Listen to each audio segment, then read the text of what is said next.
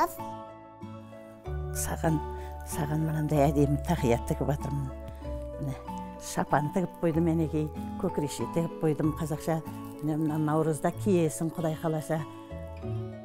Апа, Наурыз мерекесі деген не?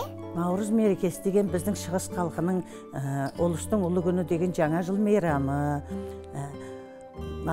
Күн менен түн теңеледі 22 наурызда. Малдар төлдейді, ағаштар гүлдейді, үлкен мейрам болады. Алтыбақан тебеді жастар, апалар наурыз көже пісіреді. Сен наурыз көжені жақсы көресің, е? Тақияң әдемі ме? Саған ұнап тұр ма?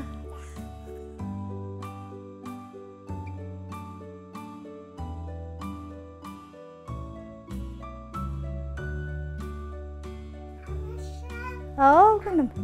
Апа маған әдемі тақия тігіп берді. Солай ма? Әсем бекен тақиясы саған тіккен. Кел онда мен сенің шашыңа шашбау тағып берейін. Отырам, ба?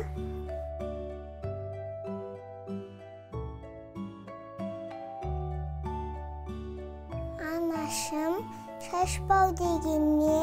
Шашбау деген қазақтың ұлттық әшекей бұйымы. Оны қыздар бұрымының ұшына таққан.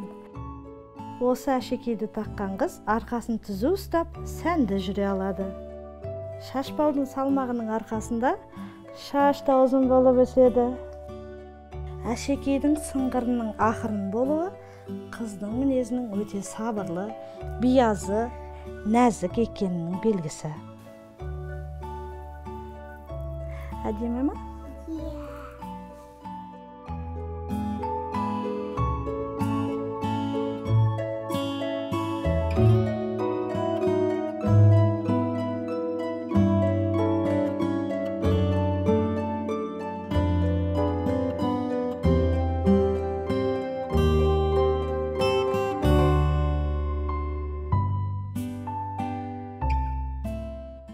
Наурыздың 10-нан бастап көптеген қонақтар келеді үйге амандасуға, көрісуге, көптен бері келмеген туысқандар, ағайын дос-жарандар, көрші қолаң бір-біріне көрісуге келеді, амандасады, көріседі.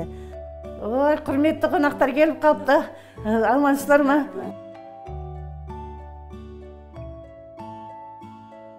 Ал қош келдіңдер, жоғары өтіңдер, қонағым болыңдар.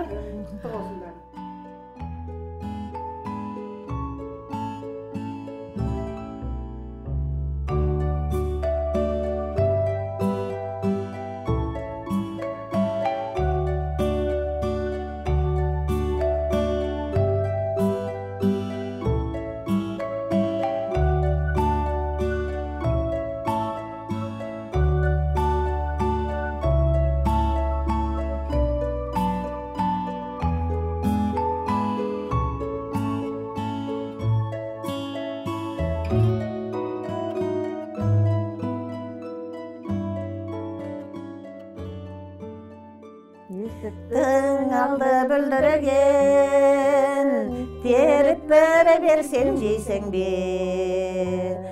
Осындай жақсы отырыс, күніге болар дейсің бе.